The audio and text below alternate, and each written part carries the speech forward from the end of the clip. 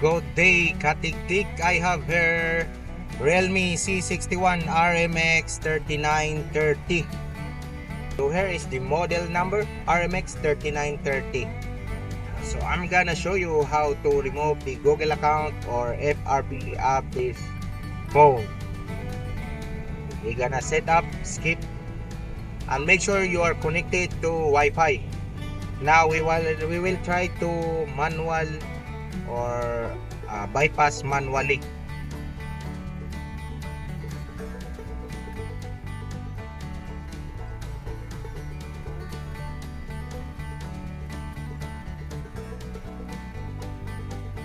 So tap share article and then choose Chrome.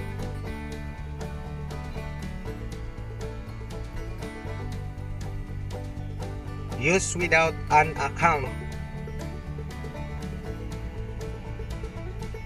Again, tap the three dots in the upper right side, and then in the address bar you should type this.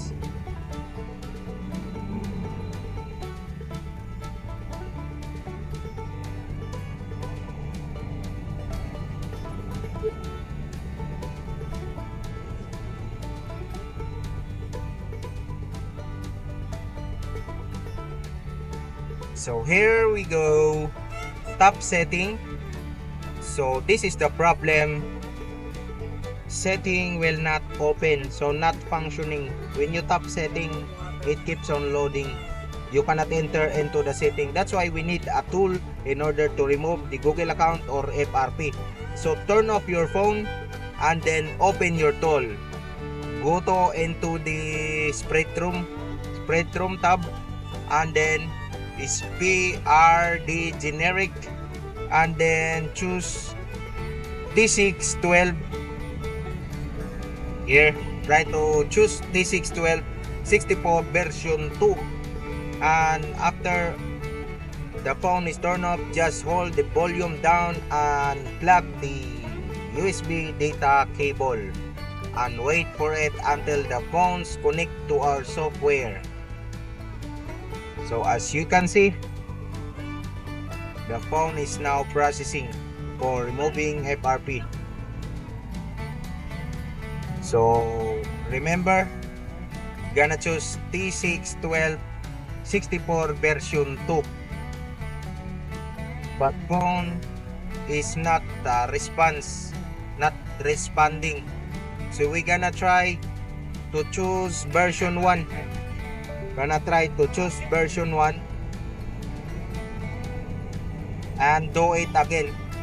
So choose version 1, T612 version 1. Gonna try it, same problem or not.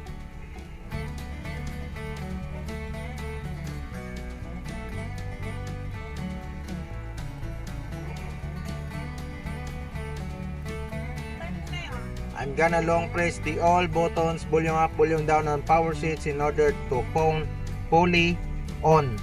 We need to make the phone fully on or detect to the computer. Now it's detected in device manager. We try to click erase FRP if success or not.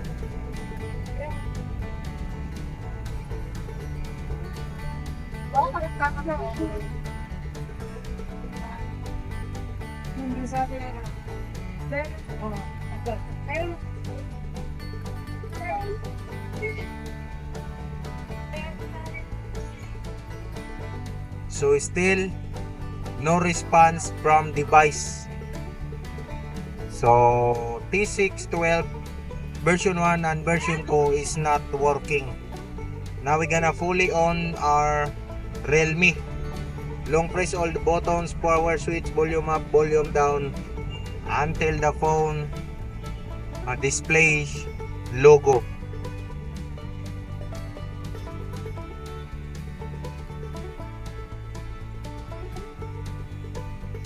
So now the phone displays Realme on the screen. So we gonna choose or select another model or both. So we're gonna select T616 version 1. So remember, T616 version 1 for RMX 3930 or Realme 61. So gonna turn off our phone and then long press volume down. Long press volume down and wait for it until the phone connects to our software for removing FRP.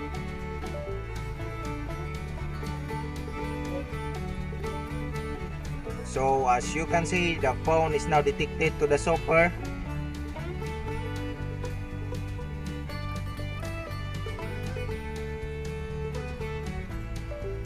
Now the phone is successfully removed FRP. Here, T616 version 1. So we're gonna wait our phone to open. It takes 2 to 5 minutes maximum to make your phone open, and then set up until you go into the home screen. Thank you for watching Katiktik. I hope this video helps you, and don't forget to like and subscribe my channel. Alright, this is Clearbans and this is your Katiktik. Thank you for watching.